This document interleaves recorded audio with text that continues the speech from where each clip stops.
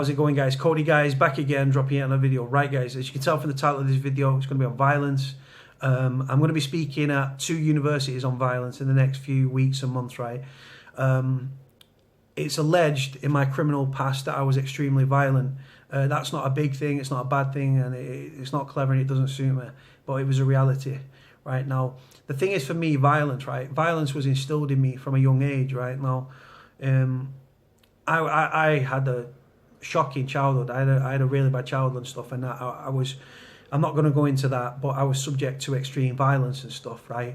At home, and then I was going to school, and I was being bullied at school, and I grew up very angry, right? Very, very angry, right?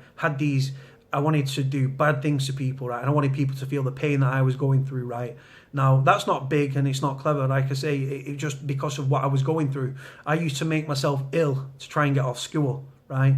I was bullied because I had big ears, right? Because I had my ears pinned back. I was just bullied relentlessly and stuff, to the point where I didn't want to go to school. I was a skinny, scrawny kid, and I was a victim. I'll be straight with you. I'm not going to lie to you. I was a victim. I was bullied. I hated it. I went from primary school to primary school. We moved areas. I went to a secondary school. I was being bullied in the secondary school. And all this anger of being violence at home and violence at school and violence at home and violence at school. And like, it was physical, it was mental. And you know what, right? One day in year 7, right, I was on a top yard at Royton and Crompton School, right? And there was one of the so-called cocks of the year, yeah, started on me, right?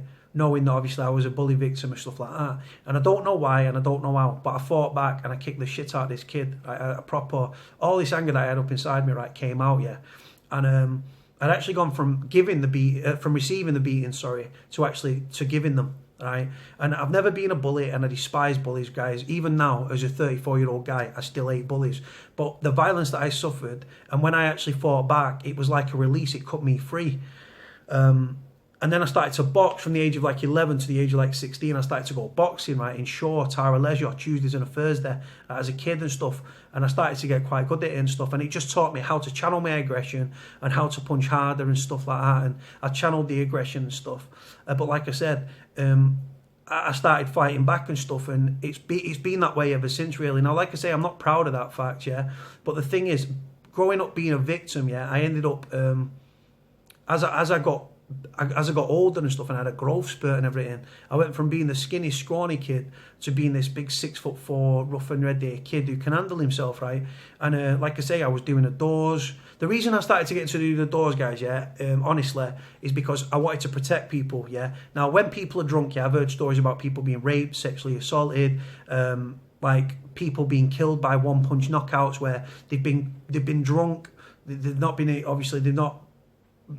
able to stand up, really. They've been hit, they've fallen back, they've smashed their head, and they've died tragically. God bless them. May all those victims rest in peace and stuff. And it got me to thinking, you know what, I want to protect people. And the thing is, I made a lot of friends when I was doing the doors because I wasn't the bully yet. You get a lot of guys that do the doors and they're like Billy Big Balls and they've steadied out their heads and stuff, and they think they're God's gift to women and blah blah blah, right? I was different to that. I'd been the piss punter that I was kicking out or that I was knocking back, right? So I put myself in their shoes, and how would I like to be spoken to if I was in their position? So it made me a lot of friends anyway, guys, in that regard. I went on to do security for celebrities, quote unquote celebrities. I've done security for wrestlers. Debbie Harry, the lead singer of Blondie from the 80s. When I worked at Selfridges, she was getting married. I was asked to walk around with her. Like I say, actors, actresses, things like that, sports people, just goes on that way, doesn't it? Like I say, I wasn't a bodyguard or anything. I was asked to do security, and I provided them services as I was requested to do. But like I say, I got into that sort of thing because I wanted to help people, I wanted to protect people, because like I say, there's a lot of good people out there and stuff like that, and a lot of people are not everyone's a fighter and stuff, and not everyone's come from the background that we've come from, have they? They've not struggled like we've struggled, do you know what I mean? And the thing is, violence was a big part of my life growing up. So the thing is with violence, guys, I'll be straight with you, in my opinion, it's a learned behaviour and stuff. A lot of people that grow up with violence and stuff and suffering violence, right, go on to show extreme violence and stuff. They're explosive, they've got bad tempers, they fly off the handle, they lose the plot, they have that, as you say, the stereotypical cliche red mist, as it were, right? And I was one of those people, guys. I really, really was.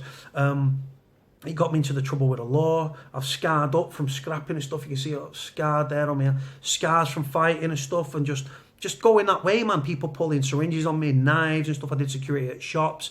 I did rough shops. I worked at Selfridges. I worked all over. I've done doors. I've done static security. I've done security for celebrities, right? And the reason that I wanted to get into that line of work, like I've alluded to, is simply to protect people. Now, violence is everywhere, guys. It really, really is and stuff, right? You get another thing that's got me into trouble as well. I've been on the doors, right, and I've seen lads grip up women by the throat, yeah, and I've gone over and I've just clocked a kid, yeah. Now that's wrong to do, yeah, and I got in trouble, guys, yeah, with that and stuff like that, because obviously it was a domestic argument, but I didn't like seeing this guy put his hands on a woman. So I gets involved, yeah, and I clocked him, yeah, and he was out and stuff. Again, not big, not bad, not clever, don't suit me, but it was the reality, guys. In my own mind, I've got certain ideas about what crimes you can and can't get away with, right? And that was one of them. I don't like domestic violence and stuff. You get a lot of domestic, like these relationships where the guys give the girl a slap. Obviously, I don't condone that and stuff, but it goes on. And then you've got also, if we flip the coin, you've got women that attack men. That also goes on. That goes under the radar again, because guys don't speak out because it's a shameful thing that they're being beat up by a woman and stuff, and you keep your mouth shut and stuff. But with fewer police on the streets, guys, right, violent offences against the person are up, right? You're seeing acid attacks, right? You're seeing a moped crime, which obviously people are jumping out, they're going after cars, they're jacking other fucking moped drivers, knocking them off the bike, jumping on, squirting ammonia in the face, squirting acid in the face, stealing the motor, the motor, getting off the gun, bam. No helmets, nothing, because obviously when the police are pursuing and stuff like that, because they've not got no helmet on, they're at high risk of crashing, and obviously because of head injuries could be rife and stuff, they actually terminate the pursuit. The lads know this, these young criminals, these gangs, so they don't wear helmets and stuff. They're not stupid, but like I say, violence is everywhere, guys, right? Whether it's in a relationship, whether it's on the streets, whether it's behind closed doors, whether it's in fucking prison, right? I've got police assault on my record, yeah. Growing up as a kid, I was scared shitless of the police, yeah. Really, really was. Feared them, right? Till I got to about, after my first arrest, yeah, when I was about 12, yeah, my mate, I give him a quid, he stole a fucking Kinder Egg, yeah, and he ended up passing it to me. Manager gripped us, we ended up getting arrested, yeah, but the police just took us back to my mum's address, and as soon as I seen my mum, I cried my eyes out because I know I was going to get a beating, yeah. Sorry, I'm just having a drink of the Cronenberg. Right, so yeah, so I knew what my mum was going to do to me, right, so I wasn't asked about, I was scared about the police a little bit, but I was more asked what my mum was going to do to me, because I know I was going to get a beating, because it was just known that you don't bring trouble to the door, right? But like I say, the violence that I suffered as a kid, definitely, it was a learned behaviour. I was a product of my environment. I was subject to violence at school and at home, and I went on to show explosive anger in my criminality and stuff. One day I woke up and it was gone. I'm not quite sure where it went, but the anger, I used to drag my past around like a ball and chain, you hear me? This is a very open blog, this, guys, right? And like I say, I'm bearing my soul a bit here, but the violence that I suffered and stuff, I wanted people to feel the same pain I felt. Then when I was just before my 17th birthday, like 6 weeks before my 17th birthday, my nana died and my world come crashing down. My nana was my idol, right? And it killed me inside. It broke my little heart and stuff. She taught me a lot about life, and I wanted to hurt people again. I wanted people to feel the pain that I was feeling, right?